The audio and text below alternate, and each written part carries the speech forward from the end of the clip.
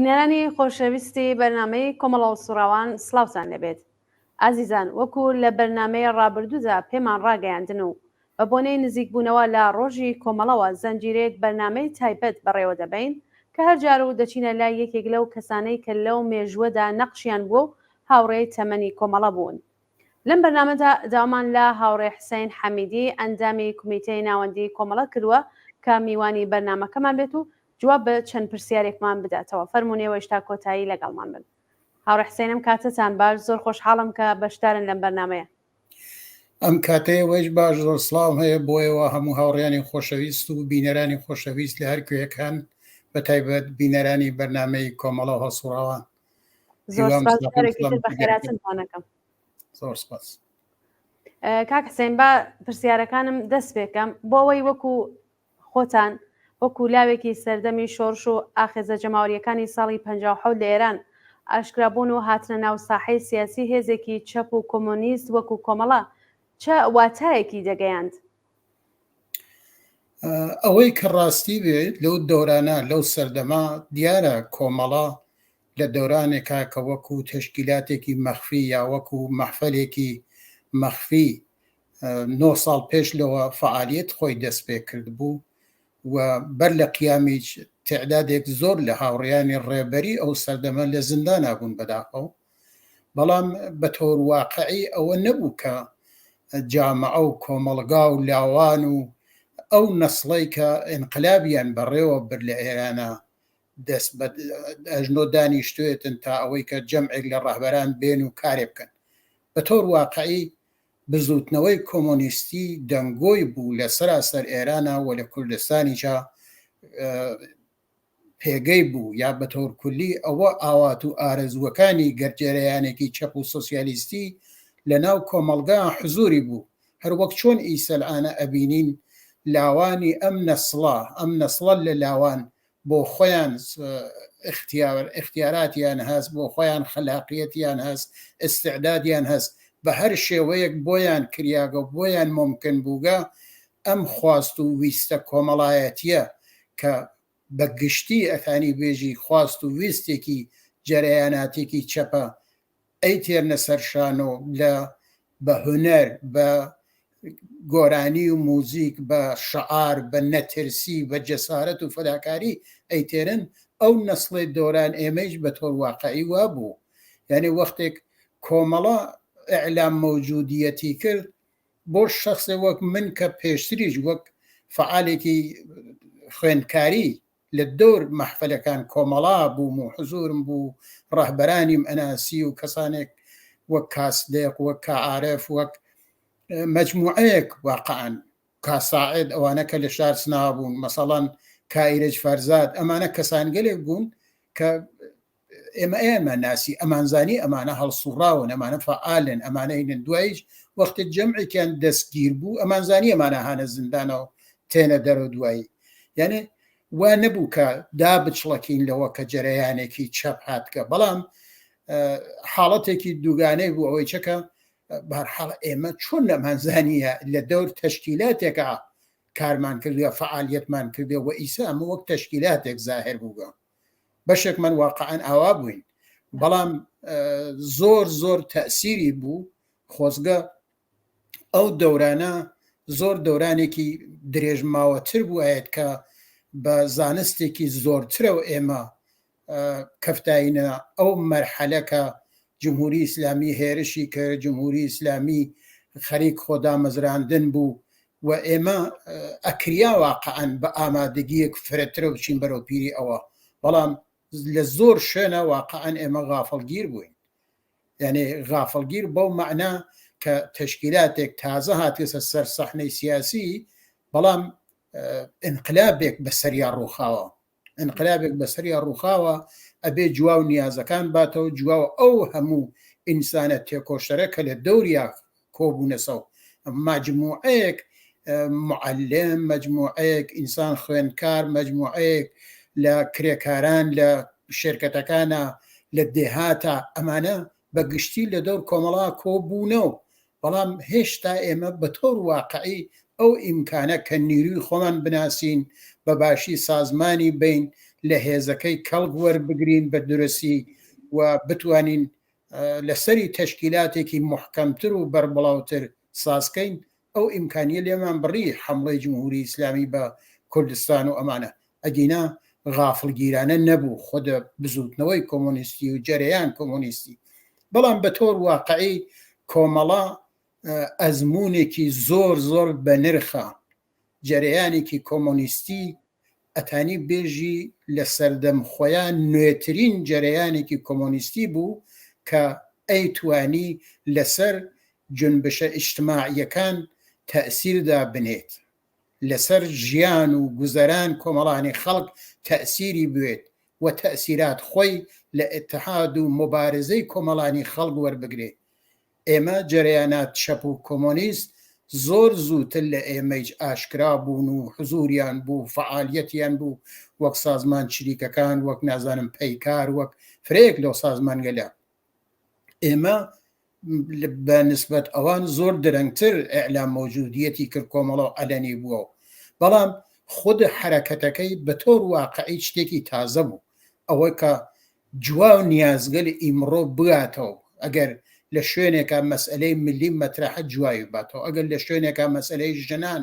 مەترەحە جوایی بوو باتەوە، ئەگەر خوێندکاران و کرێکاران بە شوێن ئاعتراز و مبارزەی خۆیان ئاچن سعی بکات کە سازمانی بە مەسەڵەن لەو دەورانە جوتیاران مشکڵیان بوو لەگەڵ فێۆداڵەکانە، کۆمەڵە هەر لەو سەردەما سازماندایی یعنی دەستێک کرد سازمانداین. ئەمە جیاوازی بوو لەگەڵ جەرەیاناتێک چەپا کە بە شێوەی کتێوی، بە شێوەی زهنی و زۆر کلیشەیی لە کۆمۆنیزم قسەیان ئەزانی، چتیان ئەزانی، متاڵعەیان کردبوو. بەڵام ئەوەی کە لە ساحەی سیاسیە لە دەورانێکی مشەخەسە لە مەکانێکی مشەخەسە بتوانن ئەم تێئۆریگەلە ئەم نەزەراتە بیەنە مەحەک بەداخەوە ئەوانە ناکرد. بەڵام کۆمەڵە ئەلا ڕەغم هەر کەم تەجربەیەک ئەم تەجربە بە نرخیە ئەدا کە بە بڕوای من زۆر زۆر جێگەی ئەرزشەکە ئینسانگەلێکی تێگەیشت و ئینسانگەلێک کە بەهەرحاڵ ئەمە مەسئلەیانە ئەم جەرەیانە وەک جەرەیانێکی چەپ و کۆمۆنیستی مۆرد ئەرزیابی قەرار بن. هەموو شتێک هەست ڕۆشنە، بەڵام بە شێوەی ئاکادمیک و ڕۆشن ئەگەر بتوانن تاقیق لەسەری بکەن ئەتوانێت هەنگاوێک بزوتنەوەی کۆمۆنیستی لە ئێرانە بە تۆر واقعی بەرەوبەر بووە. ئەوە جێگەی خاڵیە بەڕاستی ئەو لێکۆڵینەوە ئەو تاقیقاتە. بەڕای خۆتان وەکو لاوێکی کوردستان کۆمەڵە چی کرد کە بوو بە جێی متمانەی لاوانی کوردستان و بە خەیرایەکی زۆرەوە هێزی یەکجار زۆر لە دەوری کۆبووەوە؟ ڕەهبەرانی کۆمەڵە بەگشتی ئەگەر چاویان لەکەی لەو ماوە کەما کە حاڵەتێکی نیمبەند بوو، هێشتا کۆماری ئیسلامی نەیتوانی و دەسەڵات بەسەر کول ئێرانە دا بگرێت و جێ بکەفێت، لەو دەورانە دەورانێکی گەشە و فعالیەت بوو بۆ ڕەهبەرانی کۆمەڵە بۆ کادرگەلێک کە بەهەرحاڵ بە بەرنامەوە حرەکەتیانە کرد. ئەم ئینسانگەلە بە تۆر واقعی وای پێات و وەک متخصص جنبشیل ئیجتماعی بوون، یعنی بۆ هەر کارێک ئەمان اعتقاد ڕاسخیان بەوە بوو کە ئینقلاب کار کۆمەڵانی خەڵک بەگشتیە، کۆمەڵانی کرێکار و زەحمەتکێش ئەگەر گەرەکمانە ئاڵۆگۆڕ لە ژیانیانە بە وجود بێرین، ئەمە ئەم کۆمەڵانی خەڵکەسەکە بە شێوەی سازماندرا و ئەشێ بێنە مەیان و مبارزەی سیاسی بکەن، مبارزەی هەرچی. ئەم نوع سازماندەهیە جزۆ فەرهەنگێک بوو کە کۆمەڵە ئێرائیدا. کافوات یادی بەخێر وەختێک لە زندان ئازاد دەوێت تا وەختێک گیان بەختەکە حدود 8 مانگ 9 مانگ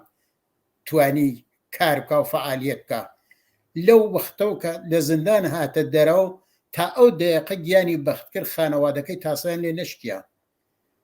لەبەر خاترەوە هەر ڕۆژێک لە شوێنێکا بوو، لە سەقز و بانە و مەهاباد و نازانم سەردەشت و کامگاران، هەر کوێنەیەک احتیاج بوو بەوەی کە گۆشەیەکە مبارزەیەکە مردم احتیاجیان هەست بەوە کە ڕەهنمودیان پێ بدرێ، مردم احتیاجی هەست بەوە کە سازمان بدرێن، ئەو بە شوێنێەوە بوو. لە مەریوان مەسەڵەن ئیتحادیەی جوتیارانی بۆ وجود هاورد، لە منتەقەی حتا منتەقەی بێڵەوار لای خۆمان ئێمە لێنا جەمعیەت بوو ئەو اتحادیە بە وجود هات زەویەکان کە مالکلێک وەخت خۆی داگیریان کردو لە مردم ئەوانە لە بین مردمە تەقسیم کریان لە منتەقەی دیواندەرا هەروە لە زۆر شوێنە ئێمە ئەو کارە جەمعی گەلە کە ئەیتوانی لەسەر ژیان و گوزەران کۆمەڵانی خەڵکی زەحمەتکێش تەئسیر دابنێت بە قودرەت خۆیان بە نیروی خۆیان ئێمە مبارزەمانە کرد بۆ بەدەستهاتنیان ئەوە یەکێک لە سەرەکی ترین شتەکان بوو دوای ئەوە تەیفی جوانی ئەو سەردەمە بە تۆر واقعی تەیفێک بوو کە لەناو بین جەرەیانات سیاسی ترا ئەمان ئەوانە هەڵە بژارد کە براخرە ئاڵۆگۆڕ لە ژیان مردمە بە وجود بێرن ناکەفتنە شوێن ئەوەی کە بەهەرحاڵ یا مەزهب یا نازانم ناسیۆنالیزم یا ئەمانە جوابگووی نیازگەل دەرونی ئەو سەردەمە کە مناڵی کرێکار و زەحمەتکێش بۆ یەکەم جار بوو کە ئیتر لەو دەورانە فرسەتی پیا کرد کە دەرس بخوێنێت لە دەبیرستانە لە بلاخرە ئەوەڵین نەسڵگەلێک بوو کە لە مناڵ کرێکار و زەحمەتکێش دیپلۆمیان ئەگەر هات نەمەیان ئەگەر نەسڵ بەر لە ئێمە کە ڕەهبەران کۆمەڵە بێت ئەوان بلاخرە ئەوەڵی نەسڵ لە تەیف متەوەسط کۆمەلگا بوون کە توانیان بڕنە سەد دانشگا و بێنەوە و لە دەوروبەر خۆیانەوە بۆ ئاڵ و گۆڕ تێب کۆشن و بەرنامە بڕێژن بە تۆر واقعی تەیفێک لە جوانان و لاوانی ئەو سەردەمە لە کوردستانە عینەن ئەوە بوو کە مناڵ کرێکار و زەحمەتکێشێک بوون کە لە نەتیجەی ئاڵ و گۆڕێکا کە لە ژیانیانە بە وجود هات بوو هاتوونە شارەکان و لە دێهاتەوە کۆچیان کردو هاتوونە شارەکان و لە حاشەی شارەکانە جێگیر بوون و مناڵەکانیان دەرسیان خوێند بوو ئەمە ئەو مناڵگەرە بوون ئەمانە بۆ تەغییر لە ژیان خۆیان و بنەماڵەکەیانە تێکۆشان و بۆیە ئیدەیەک کە کۆمەڵە بووی فەرهەنگێک کە کۆمەڵە بووی ئەخلاقیاتێک کە کۆمەڵە بووی ئەمانیە بە دەور خۆیان جەزبە کرد ئەمە حرەکەتێک بوو کە بەهەرحاڵ بە بڕوای من زۆر زۆر تەئسیری بوو کە خود نەسڵەکە ئەو نەسڵە بوو کە بۆ ئاڵ و گۆڕ تێکۆشاوە بە کەم ڕازی نابوو. بەڵێ کاک حسێن ئەگەر بێمە سەر و پرسیارەی کە چاوەڕوانی خەڵکی کوردستان لە کۆمەڵە چی بوو ئایا کۆمەڵە توانی لە ئەو چاوەڕوانیەدا هێزی خۆی ڕێکخوات؟ کۆمەڵە بە پێی ئەو ئیمکانە کە بووی کەوتم بەرحاڵ کۆمەڵە لە حاڵێکا کە ئیعلام مەوجودیەتی کرد کە ئینقلابێک شکستی خوارد ئینقلابێک لە ئێرانە ڕووی داوە ڕژیمێکی پاشایەتی بە سابقەیەکی توولانی 50 ساڵە لەسەر کار لاچووگە ڕاونریاگە ڕژیمێتراتە سەرکار بەڵام بە تۆر واقعی ئینقلابەکەی شکستی خواردگە ئینقلابەکە هاتکن داگیریان کردگە بلاخەرە جمهوری ئیسلامی هاتە سەرکار نیرویەکی فوق ارتجاعی کە بە موازات ڕژیم شا لە ڕوانگەی ارتجاعیە و مبارزەی کردو لێ ڕژیم شا یعنی ئەو نوع تەرەقی خواییە کە بە ڕژیم شا تەحمیل بوو لەلایەن وڵاتان غەربیە و ڕژیم شاگەرێکی بوو ئاڵۆگۆڕێک بۆ وجود بێرێ لەسەرەوە و بلاخرە بەو شێوە بەر لە ئینقلاب بوو نازانم حرەکەت تودەیی مردم بۆ ئاڵۆگۆڕ بۆ وجود بێرێت ئەوان لە زاویەی کۆنە پەرستانە و ارتجاعیە و دژی ئەوە بوون ئەمانە هاتوونە سەرکار و لەو فاصلە کۆتا کۆمەڵانی خەڵک ئێمە بەداخۆ نەمانتوانی لەو سەردەما کە بەو نسبەتە لە کوردستانە توانیمان جوا و نیازەکان مبارزات مردم بدەینەوە بەو شکڵە شاید لە سەراسەر ئێرانە نەمانتوانی عەلاڕەغمەوە تەشکیلاتێک بووین لە سەراسەر ئێرانە کەسمان بوو نیروی بەرحاڵ بوومان وەک تەشکیلات نهێنی ئەمانە بەڵام ئەو حرەکەتە کە لە کوردستانە بۆمان ڕەخسا کە بتوانین جوا ئەو نیازگەلە بینەوە جێلترا نەمان بوو ئەو نیازگەلیچە انتظارات و تەوەقعات مردمی بە تۆر واقعی ئەیان بینی کۆمەڵانی خەڵک ئەیاندی کە ئەم هێزە کە تازە هات کەسمبەیان قسەی تازەی پێە حرەکەت تازەی پێە بەڵام بۆ مبارزە بۆ بەدەست هاوردن خواست و ویستەکان ئەوان نەهایەت فەداکاری و ڕەزمەندگی لە خۆیان نیشانەگەن نهایەت سەبر و تەحمڵیان بۆ بانبردن ئاگاهی کۆمەڵانی خەڵکی زەحمەتکێش بەکارەوەن. ئەمە جیالەوەیچە ئێعتمادێک کە لە ناو کۆمەڵانی خەڵکە بە وجودیان هاوردو و لەو ڕێگەوەکە خۆیانیان بە سەروەر خەڵک نازانی، بەڵکو بە کار و تەلاش و بە زەحمت لەگەڵیانە خۆیانیان بە بەشێک لەو خەڵکە ئازانی، خۆیان بە بەشێک لەو کرێکار و زەحمەتکێشە ئازانی. ئەوە ئەیتوانی جەزابیەتی بوو بۆ ئەو خەڵکە کە تا ئەو وەختە هەر نیرویەک هاتووە و خەریکە فعالیەتەکە یا خۆی لەو خەڵکە لە بانترە زانێت یا خۆی بە سەربار ئەوانە زانێت و ئەو خەڵکە پێیان وایە کە ئەو خەڵکە وەزیفەیانە و کارە بکەن ئەشێ بیکەن یا بە زۆر یا بە هەر شتێک. بەڵام کۆمەڵەوە نەبوو، کۆمەڵە ئەکەفتە پێش بۆ هەر کارێکە بووە. مەسەڵەن بۆ وەختە جمهوری ئیسلامی بەرنامەی بوو کۆمەڵە ئەیزانی، یعنی هیچ تەوهمێکی بە جمهوری ئیسلامی نەبوو بە خۆشبەختانە یا بەرحاڵ لە ڕووی ئاگاهیەوە. بەڵام بۆ دانەدانەی ئەو دەیەقەیە کە شەڕ دێر دەست پێ بکات، جمهوری ئیسلامی دێر حملەکە بە کوردستان تەلاشیە کرد و مبارزەی سیاسی لەو دۆرانە سازمانەدا فرەیەک لە مبارزات سیاسی ئەو سەردەمە کە ئیسەیج وەک گوارە هەرێ گوێچکەی خەڵکی کوردستانە هەر لەو سەردەما شخڵیگرن لە ئێعتسابەکانە و بیگرن لە ڕاپەیمایی مەریوانە و بیگرن لە کۆچ مەریوانە و بیگرە دانە بەدانەی ئەمانە ئێعترازات و مبارزاتێکی توودەیی سازمان دراو بوون کە بۆ ئەوەی کە جمهوری ئیسلامی نەتوانێ حملە بکە و نەتوانێ هێرشکە یا بارحاڵ کەفێتە دواوە و وەختێکی توێی سەلما کە جمهوری ئیسلامی غێرە ممکنە و حمڵاکە لە بەیانیەیەکی زۆر زۆر جەسوورانە ئەوەیە باس کرد کە کۆمەڵانی خەڵک لە کوردستانە لە بەرابەر ڕژیمی جمهوری ئیسلامیە هانە مەعرەز ئازمایشێکە. بلاخرە لەم ئازمایشە ئەبێ نیروی خۆیان بەکار بوون بۆ ئەوەی کە بتوانن مقابل جمهوری ئیسلامی بوێستن و ئەوە بوو کە وەک نوعێک فەرمانی هەڵسانی ئێعترازات و مبارزات بە شکڵێتر کە کۆمەڵانی خەڵک بۆیان نەکرێت مبارزەیەکی ئیجتماعی و لەو سەردەمیشا کە بوو بەداخەو جمهوری ئیسلامی بە هێرش نظامی هات و لە کوردستانیچە بە تۆر واقعی زەمینەی مبارزەی مسلحانە و ئێعتراز لەم بەم شێوە و مقابل هێرشی جمهوری ئیسلامی وێسان لە کوردستانە سنەت بوو گوزەشتەتری شەر بووگە و ئەوە کۆمەکێک کردبەوە کە کۆمەڵە بێت و دەست باتە بەرەوە ڕەهبەری ئەم ئێعتراز و مبارزاتە توودەیە کە خواستی توودەی مردم بەگشتی بوو بتوانێت جوایی باتەوە و لەو ڕێگا بە نەزەر من زۆر زۆر شجاعانە هاتەمەیان و دوای ئەوەی چا هەم لە خودە دوای 28 مرداد کە هێرشیان کرد بەداخرە زۆر سەرێ ئەوان هاتن و پەلاماریاندا سەر کوردستان و زۆر زوو بەشێک لە کوردستان ئەشغال کریا بەدەست ئەوان. بەڵام دوایی وەختێک کەفتنە ئەم سازماندەهیە و هێزی پێشمەرگەی تر ئەلەنەن مبارزەی نظامی خۆی دەست پێ کرد و بە شغل توودەیی سازماندریا بۆ ئەم کارە ئەو جارەی تر ئبتکار کەفتە دەست کۆمەڵانی خەڵک بەگشتی و ڕژیمی جمهوری ئیسلامی دوای 3 مانگ نەیتوانی تر ئیدامەی ئەو شەڕەبا و مەجبور بوو پلانگێڕانە تر بکات وارد مزاکرە بوو داوای کرد پێشمەرگە دوایی هاتەوە ناو شار پیانەوت شەڕی 3 مانگە بە 3 مانگ ئەو مقاومەتە جۆری شقڵی گرت کە جواو ئەو نیازەی کۆمەڵانی خەڵکیداوە وەختە هێز پێشمەرگە هاتۆ ناو شارەکان بە تاجە گوڵە و خەڵک ئەچوون پێشوازیان لیانە کرد و تامەزڕووی ئەوە بوون کە لەگەڵیانە قسە بکەن لەگەڵیانە بوێن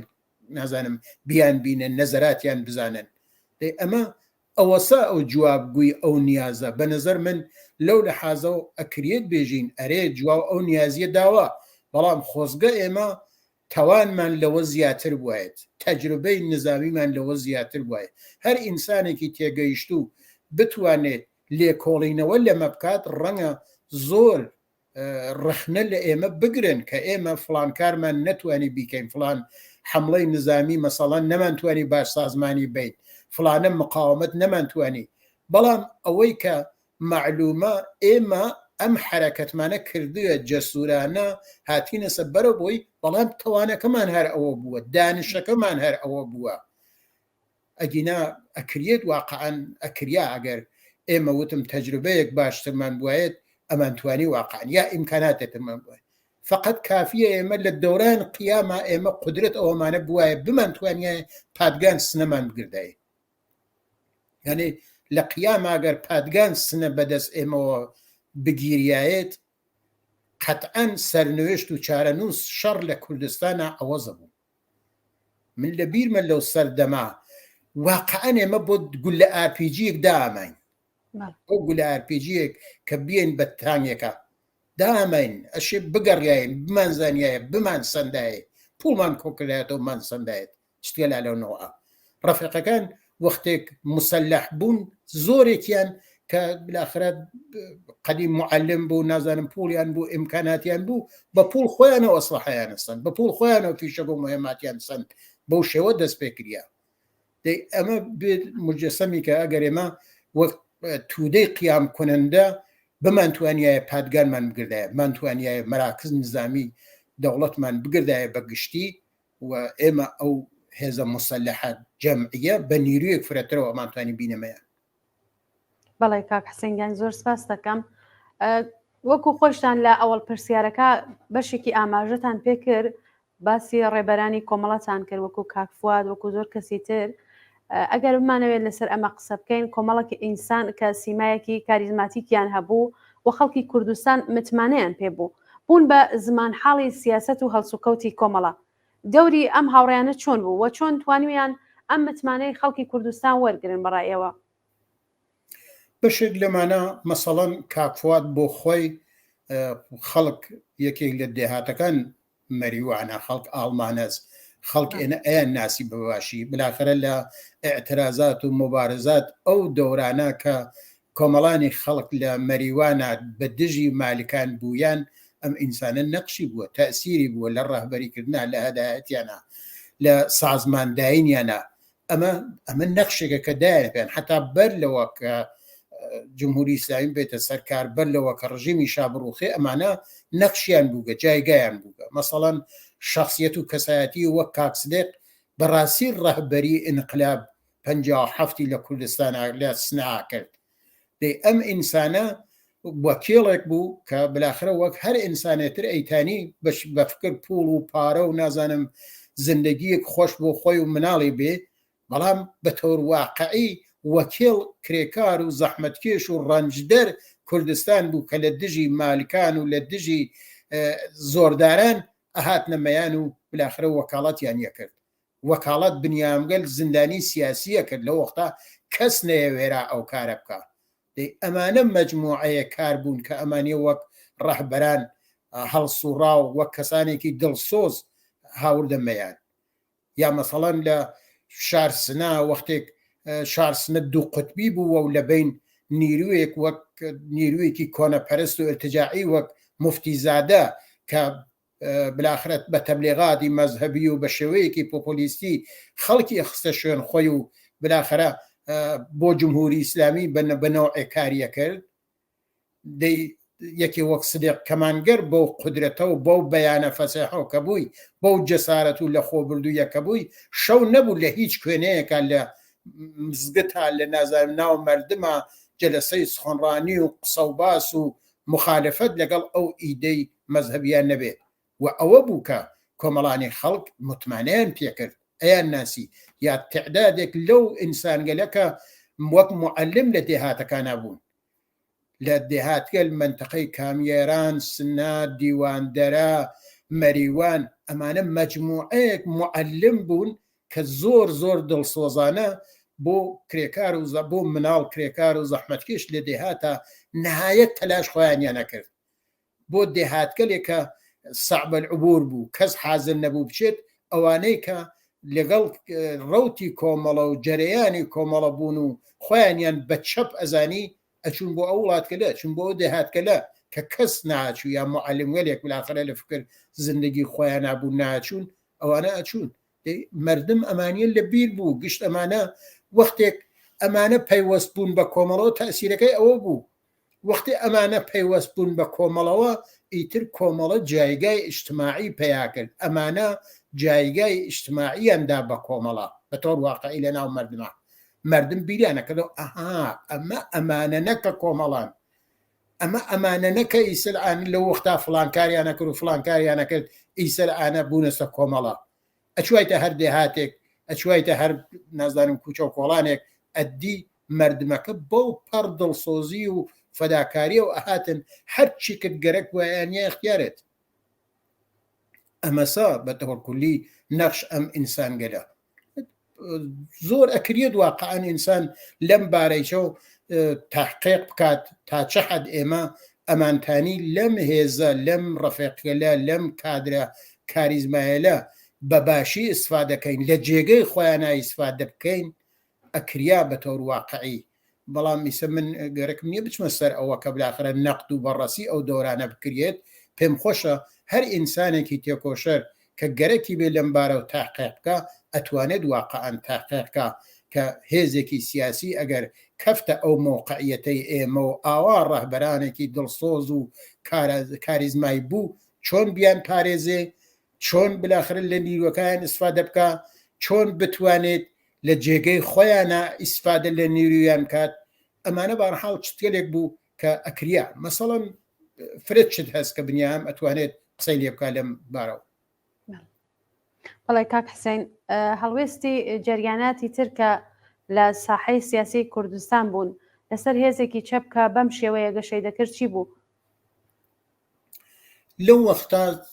دوو چت سەرەکی بوون بەرەیەکی بوو بلاخرە تۆتانی لە بەرەی چەپە ناویان بنووسی یا بلاخرە بیانکەی مەسەڵەن چریکە فەدایەکان بوون پەیکار بوو ڕەزمەندەگان بوو نازانم تعدادێ تر بوون هەر وەک جەرەیاناتر ڕاکاریگەر بوو ئەمانە جەرەیاناتێکی چەپ بوون کە خۆیانیان بەسەرایانە بلاخرە لە ئاستی سەراسەریە بوون بەڵام بەو بۆنەوە ئەم جنبشە ئیجتماعیە لە کوردستانە شقڵی گردبوو دیارە ئەوانیش کەسایەتیان بوو نیرویان بوو لە کوردستانە و ئەوانیش بەشدار ئەو جنبشە ئیجتماعیە بوون بە تایبەت مبارزەی مسلحانەیش ئەمانە بەگشتی وەک چەپ نگەرشێکی غەڵەتیان بوو نسبەت بە ئێمە بە تۆر واقعی بەداخەو ئەوەی کە ئێمە وەک جەرەیانێکی چەپ و سۆسیالیستی وەک ئەوان بیرمان ناکردە و وەک ئەوان هەڵس و کەوتمان ناکرد و تەلاشێکی فرەمانە کرد بۆ ئەوەی کە لەناو مردما و کۆمەڵانی خەڵک بناسین و بمان ناسن و سازمانیان بین و بۆ مبارزەی خۆیان لە هێزیان ئیسفادە بکەین بەو شکڵە ئەوان ئەمەیانە وەک شتێکی کۆمۆنیستی نازانی پێیان وا ئێمە جەرەیانێکی پۆپۆلیستین بە ڕەنگەبووی ناسیۆنالیستیە چون هەر لە کوردستانە فعالیەتەکەین یا فرەتر لە کوردستانە فعالیەتمان هەست بەداخە ئاوا بوو زۆر جار سکوتیانەکرد لە مقابڵێ ما بە بڕای من بەداخەوەم عەلا ڕەغم ئەوەی کە زۆر ئینسانی ڕەزمەندە و شەریفیان تیا بوو ئەم جەرەیانگەلە وەلی نسبەت بە ئێمە واقعان سکوتێکی فرسەت تەڵەوانەیانە کرد بۆ بۆنەوە کە نەوا ئێمە قودرەتێک فرەتر پیاکەین لە ئەوان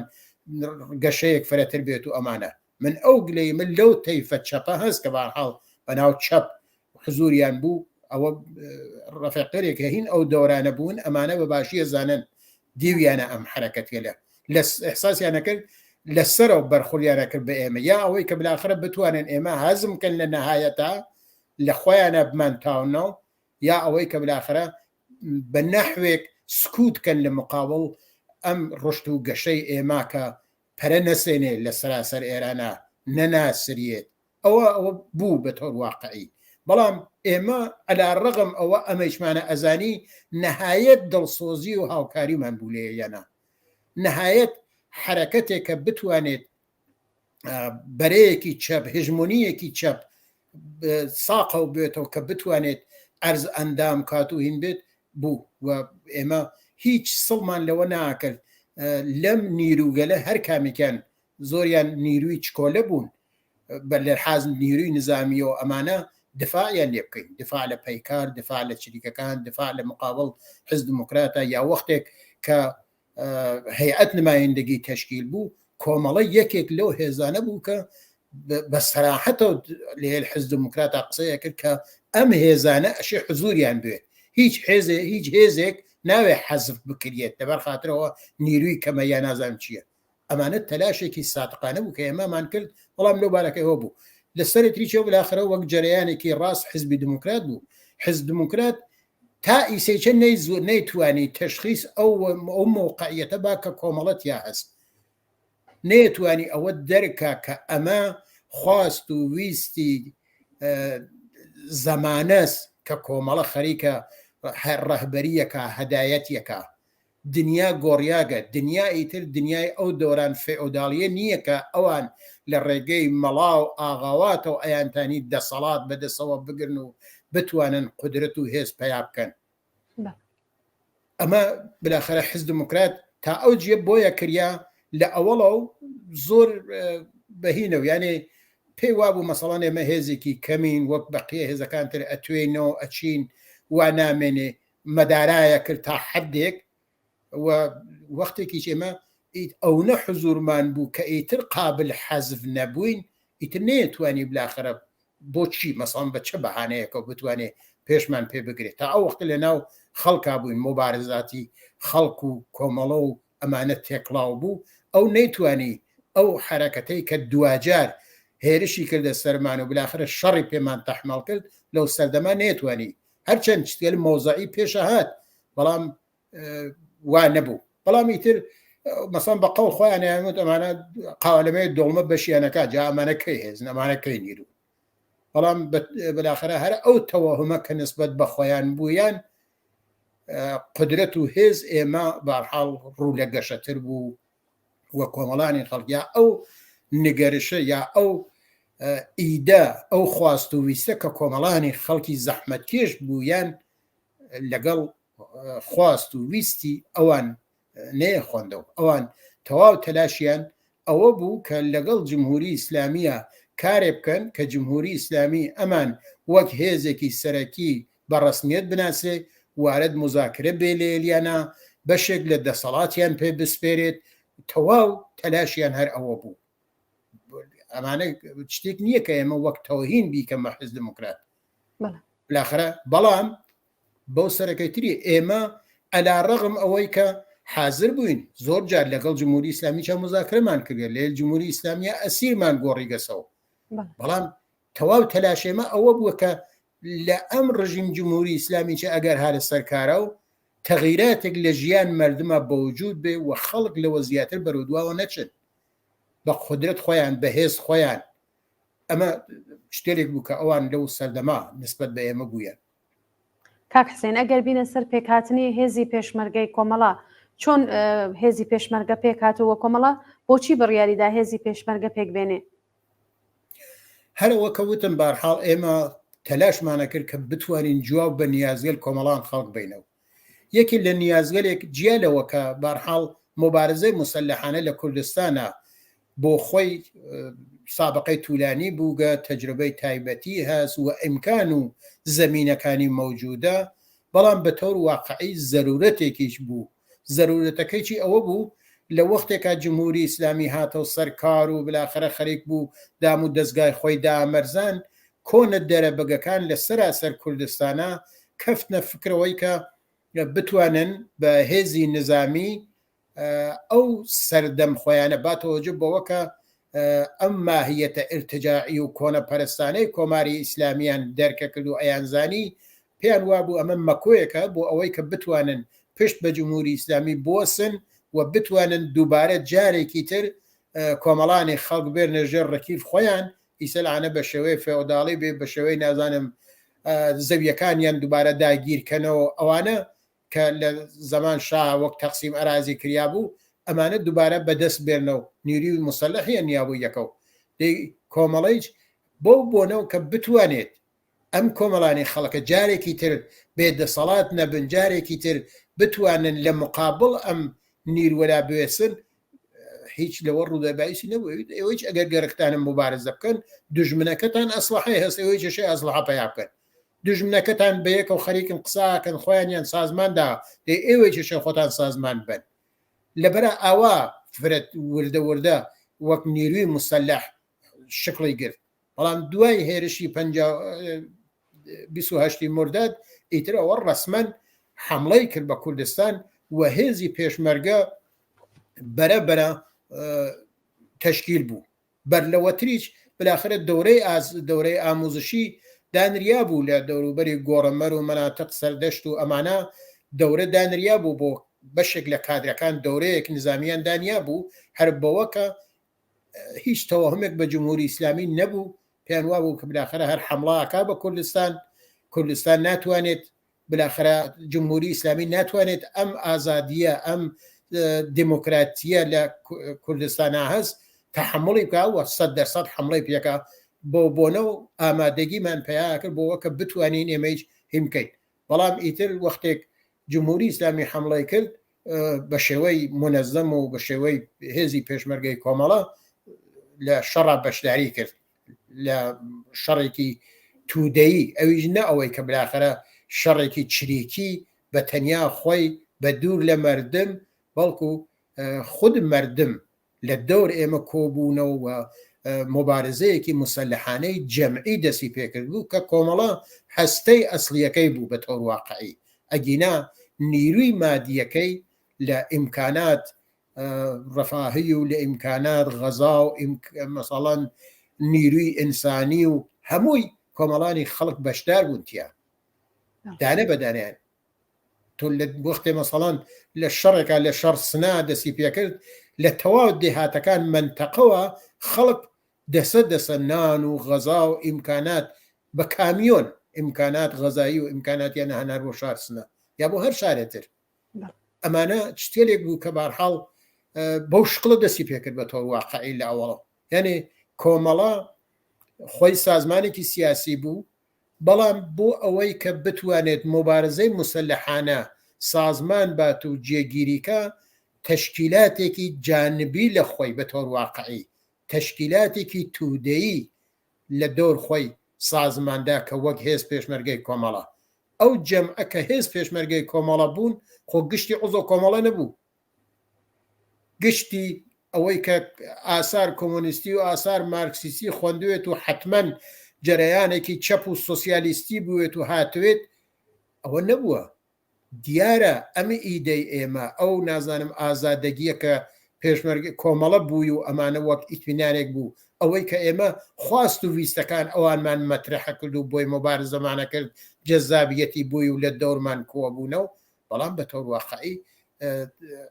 بۆ لە تشکیلاتێکی تودەیە بوو و لە دوایی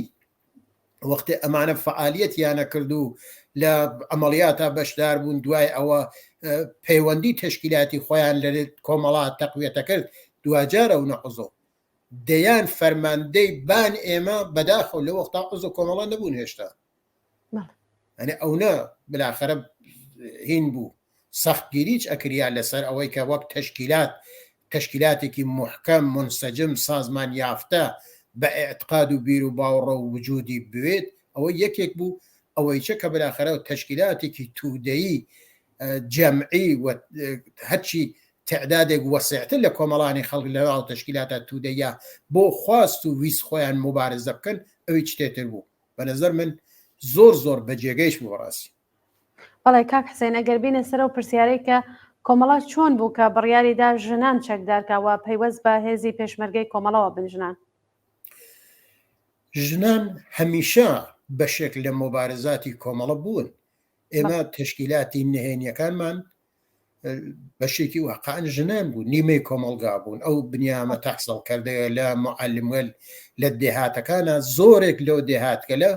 معلم ژن بوون کە بە ئیدە و خواستەکانی کۆمەڵەوە لەناو کۆمەڵانی خەڵکا بوون و بۆ خەڵک ناسرا بوو ئەمانە دوایی وەک تشکیلاتی مەخفی فعالیەتیانە کرد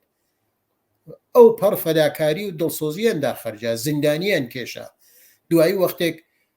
پەلاماریاندا لە ساڵ 1961 بە تایبەت 1961 ئیتر ئەوج ئەوە بوو کە حمڵەی کردە تشکیلاتەکان و فرێک لە تشکیلاتەکان لەویان خوارد تعدادی لە ڕەفێقە لە هاتنە دەرەوە پەیوەست بوون بە تشکیلات عەلەنی ئەوە بوو کە مەشیایە ئەمانە بلاخرە مسلح بووایە بلاخر خۆ تۆ ڕێگەیەترت نەبوو جیا لەوە وەک ئیدا هەمیشە و دایم ئەوە ئیدەیەک بوو کە بەلاخرە ژنان بۆ هەقیان نەوێ بێنە ناومەیان مبارزەی مسلحانە. بەڵام ئەحساسە کریا ئێمە کەمێک درەنگ دەستمان پێکرد بە تۆر واقعی. ئەویش بە تۆر واقعی ئەوە بوو کە ئێمە بە تەنیان نەبووین، هەروە کەوتم نیروی تریش بوو لە پاڵدەستمانە وەک حزب دموکرات کە بەداخەو زۆر زۆر لە زاویەیەکی ارتجاعی و بەسەلەکە چاوی لێ کرد و ئێمە نەمانەتوانی دەست بۆین بۆ کارێک کە شکست بخۆین لەوە، مەجبور بووین پاشەکشە بکەین. کارەکەمان دێر دەست پێ کرد، بەڵام جێپایەکی محکەممان بۆ خۆماندانە. هەر ئەوە بوو کە لە وەختێ ژنان هاتنە ناو ڕیزی پێشمەرگەی کۆمەڵە لە ئەوڵەوە مەسەڵەنت دی نەمانزانی واقعان ئایا ئەمانە لە ناو هەموو هێزی پێشمەرگەی کۆمەڵا وجودیان بێت و جزۆ واحدە نظامیەکان بن، کوڕوکەنیش بەیەکەوە بن، چۆن بێت چۆن نەبێت. لە ئەوڵە مەسەڵەن پەلێکیان سازماندا هەر ژنەکان بە تەنیا خۆیان جەولەکەن بچن بەم لاو بەولا چی بکەن، یعنی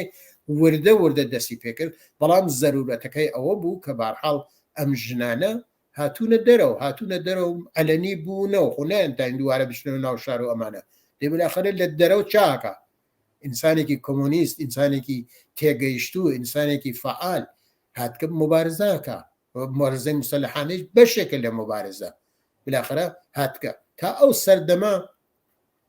کە ئەم ژنگەل هاتنە ناو ڕیزی پێشمەرگەی کۆمەڵە مبارزەی مسلحانە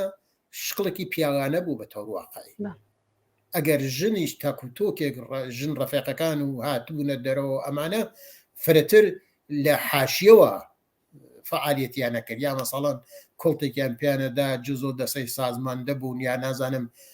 بۆ معلم بوون لە دێهاتەکانان لەو وەختە دێهاتەکان معلمیان بۆ ناهات لە سەراسەر لە ئێرانە و بە حقوقە و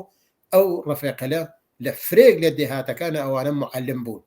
بەرلەوەکە وەک هێز پێشمەرگەین بێت. بەڵام ئیتر بەخۆشیەوە ئەو بڕیارە کە دریاکە ئەمانە بارحاڵ جزۆ هێزی پێشمەرگەی کۆمەڵە بە تۆر واقعی تحولێکیان لە ژیان کۆمەڵا بە وجود هاورد، یعنی هاتنیان. من هەر لێرە واقعاً سەری ڕێز و نەوازش دانێنم لە مقابل فەداکاری، لە مقابل لێهاتووی، لە مقابل جەسارەت ئەم ڕەفێقەلە کە هاتنە ڕیزی پێشمەرگەی کۆمەڵە و توانیان لێنا بۆ نیاز خۆیان، بۆ نیاز مبارزەی ژنان مبارزە بکەن. ئەگی ناخۆ بەر لە ئەمانە زۆر کەس هاتوو مسلح بوو، مەسەڵ ناو چریکەکانە یا مەسەڵەن مجاهدینە، بەڵام مطلقاً بۆ مبارزەی لە ئاستی مبارزەی ژنان یا ئەو شتێکە پێژن مبارزەی فێمینیستی مختص بە ژنان ئەمانە مبارزەیان ناکرد. وەلی لە ناو کۆمەڵا بە تۆر واقعی مبارزە بۆ بانبردن ئاگاهی خۆیان، مبارزە بۆ ئەوە کە بتوانن حتا ڕقابەت کەن لەگەڵ پیاکانە. ئەو وەختە ئەوان هاتن ڕەفێقەل کوڕ ئێمە چەندین ساڵە پێشمەرگە بوون، تەجربەیان بوو، دوای ئەوە لە لەحاز جسمی و ئەو دەورانە کە بلاخرە دەورانێکی پڕتەحەڕۆک ئەمانە توانی بوویان قدرەت و نازانم هێز خۆیان زیاتر بکەن. وەلی وەختی ژنان هاتن ئەوج تعرض بوو جمهوری ئیسلامیە کرد و ئەمانە بۆ ئەوەی کە خۆیان بگەێنن ناچار بوون دوو بەرابەر ڕەفێقە پیاکان ئازار بکێشن، زەحمەت بکێشن. سادە نەبوو. هەڕێ گوڵمان لەو وەختا مەسەڵەن من لە بیرمە ڕەفێق مەسئول سیاسیمان بووگە کە تەشخیصی نادا عادەت ماگانەی ژنان چییە. جابزانە ئەم ژنە ئەم ڕەفێقەکەنیش ئێمە چ سزایەکی کێشا بێت تا بتوانێت بلاخەر بە کەسێک حاڵیکە بابە من وەختێک قائدە ئەبم، یانی ئەوەی کە بلاخەرە لە لەحاز جسمی و زەعیفە بم، نازانم ئەزیەت ئەبم، ئێش و ئازارم هەست، ناتوانم ئەو فشارە کە کوڕێک هیچ مشکڵێکی نییە تەحمڵیەکە منیش تەحمڵی بکەم. بۆ ئەمە مەشیایە مبارزەیان کردایەت. یا وەختێک مەسەڵەن ئێزدەواجە کریا، پیاو چۆن بەرخوردەکە بەم مەسەلە، ژن چۆن لەها خۆی دفاعەکە. دانە بەدانەی ئەمانە نمونە هەست کە پڕە لە فەداکاری و جەسارەتی ژنان بە تۆر واقعی فرچتیان بە فەرهەنگ ئێمە تەحمێڵ کرد. ئێمەش خۆ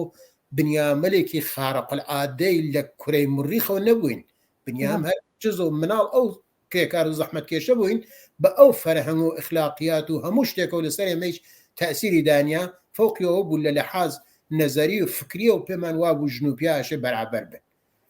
وەلی ئەوەی کە بلاخرە لە مەیان ئەمەڵات و چۆن لە ئێلیا بەرخوردەکەیت بە تۆر واقعی کارێک بوو کە ژنان کردیان و واقعەن تەحەوڵێک بوو لە کۆمەڵا بە وجودیان هاورد زۆر جێگەی شانازیە و جێگەی واقعەن افتخارە کە ئێمە ئەم حرەکەتمانە کردیە و بە تایبەت مبارزەی ژنان لە ناو خودی کۆمەڵا دەستی پێکردیە بۆ حەق و حقوق ژنان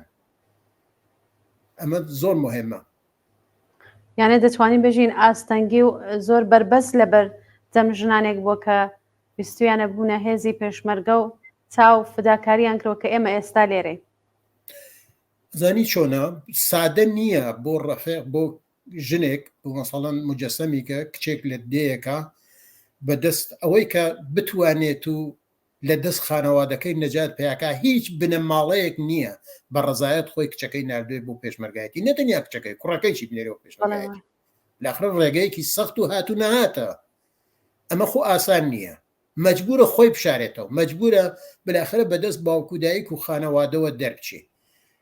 مەجبورە بەدەست ئەو فەرهەنگ و ئەخلاقیاتەوە مەجبورە بە ترس لە ژێر ترسی مەزهەبە دەربچێت تا ئەو وەختە ترسی بەسەریا بووگە و ئەمانە تا ئەوە کە ساقەوێتەوە ئەم حرەکەتە بگرێ لەگەڵ دەروون خۆیاشە مبارزە بکە وە کردیەتی تا تێتە ناو کۆمەڵە لەناو کۆمەڵیشا وتم ئێمە بنیامگەلێکی عادی بووگەین کە هەزار دانە تەفەکر هەست کە بلاخرە بنیام ڕەنگە هەر نەیچی زانێ من یەک تەجربە بێژم نەزانم وەخت بەرنامەکەدا زیانە وڵا دەدەقی کاتمان ماوە پرسیارێکیشمان ماوە کاکەسین من بۆ خۆم شخصەن لەگەڵ ئەوە دەرگیر بووم واقعەن بە هیچ جۆرێک من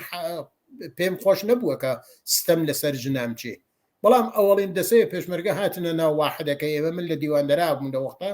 مەسوول نزامی پەلێ بوو ئەم جەمعە هاتوونە ناو پەلەکە ئێمە تەنانەت ڕوون نەبوو لە ئێلیانا قسە بکەم دابنیشم لە ئێلیانا گوێچکە بم بە قسەیان لە ئەمەڵیات و ئەمانە بەشداریانم نادا ئەترسیان نەوە ئەمانە شتێکیان پێ بێ یا مەسەڵەن زەخمی بن یا ئەسیر بکرێن چی بن نەمەتوانی ئەو کارە بکەم یەکی لە ڕەفقە کچەکان هاتووتی ئەرێبرات تۆ بۆ چ لە حەنای ئێمە وایتە من ئەبینم لەگەڵ کوڕەکانە دەسەر و کۆڵتەوەشنە سەرەوە شۆخیەکەی لە ئێلیانا نازان چی وەلێ لەگەڵێ ماوەیتە برج زەهرمان آخر بۆ چ وایسە بلاقڕێمەیش هاتکن مبارزاکەیت نە ئەمان نێری بۆ شەڕ نە ئەمان نێری بۆ کەمی نە ئەمان نێری بۆ جێلێک ئاوا بلاخرە ئێمە چۆن فێربین دیم ئەمە انتقادێکی دڵینە یانێت ئاوەکی نییە مەجبور بووم ئەوەی کە لە دەروون ما بوو هەڵی ڕژێنم بۆی بێژم من ئاوا بیرەکەمەوە ئاوامە وتی براگەم خۆ تۆ براو باوکی ئەمە نیت براو باوکی ئەمەش هەروانیانە هێش بین مبارزە بکەین من بلاخرە هەرچیکم پێێ بۆ مبارزاتکم ئەو ڕەفقەلەوە لە زیندانات دەستگیرە کردێن و تەشکیلات مەخفیە کارەکەم بەین کی بلاخرە منیش هاتکم بۆ ئەوە ئەگەر نەچم فێر نابم تۆ زڵمەکەی لێ من ئەوە ئیتوانی تەحەوڵی بۆ لە فکر منە لە زەهر منە بۆ وجوداوەکە واقعا تا ئیسێکە مەمنون ئەو ڕەفێقمە ئەنێ ئەمانە شتێک واقعیەن کە وجودی بووە بەڵێ ئەوە نەکە وەک بەرنامە و سیاست و ئەوەی کە وەک قەرار و بڕیار مقابلە لەگەڵ ژنانە یا بۆ ئەوەی کە ژنان بێ دەسەڵات کردن شتێک بووە بەڵام وەک تەفەکر وەک بیر و باوەڕ لەناو ئەفرادا بەڵێ وجودی بووە وە ژنان مبارزەیان کردێت تا ئەوانیانە یاسە سەرچێ خۆیان بەڵێ زۆر سپاس کاک حسین وەکو دوایین پرسیارم وەکو کەسێک کە بەشێکی زۆر لە چەمەندتان لەگەڵ کۆمەڵە تێپەڕاندووە پێتان وایە چی کۆمەڵی هەتا ئێستا وەکو هێزێکی چەپ و کۆمۆنیست و تەئسیرگوزار لە کوردستان ڕاگرتووە زانین چۆنە هەر پەدیدەیەکی ئیجتماعی و کۆمەڵایەتی بە پێی زەرورەت ئەمێنێتەوە چه شتێک زەرورەتە بۆ ئەوە کە کۆمەڵە بمێنێتەوە بووە خەڵک ئێحساسکەن کە ئەمە زەرورەتێکە واشێت دفاعی لێ بکەن نەشێ پشتیبانی لێ بکەین بە نظر من ئیدەوە ئارزووەکان کۆمەڵاس کە ئەم ئیدەوە ئارزووەلە تەواو نەوگە زۆر جار ئێمە مبارزەمان کردووە لە زۆر شوێناش بەرحاڵ پاشەکشەمان پێ تەحمیل بووگە سەختیمان کێشاگە مەرارەتمان کێشاگە تەواو شارگەل کوردستان شار و دێهاتی بەدەستوانەوە بووگە ئەمانە لە دەستمان سنیا ئەمانە دانە بەدانەی بە ئێمە پاشەکشەی کریاگە بەڵام لە بیر و باوەڕمانە لە عەقیدەمانە لە ئەوەی کە بلاخرە پێی بارهاتکین لەوانە هیچ وەخت عەقەب نشینیمان نەکردووە و بۆ ئەوە مبارزەمان کردووە بۆچە بۆ ئەوە هێشتا ئەو ئاوات و ئارەزووە کە ئێمە هەسمان هەر ئائیسەیج ئاوات و ئارەزووی دانە دانەی جوانان ژنان نازانم کرێکار زەحمەتکێش خەڵک دێ خەڵک شار ئەمانە ئارزویانە بۆ ئەو ئارزولیسی چ مبارزەکەن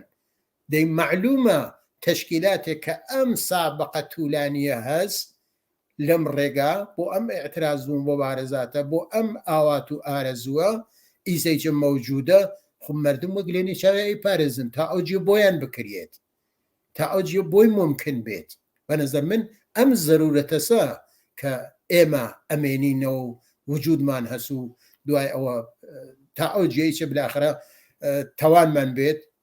خۆمان تەغیر بە وجود تێرین ئاڵۆگۆڕ بە وجود تێرین خۆمان ئەپارێزین و کۆمەڵانی خەڵکی چوشیانە پێمانەوە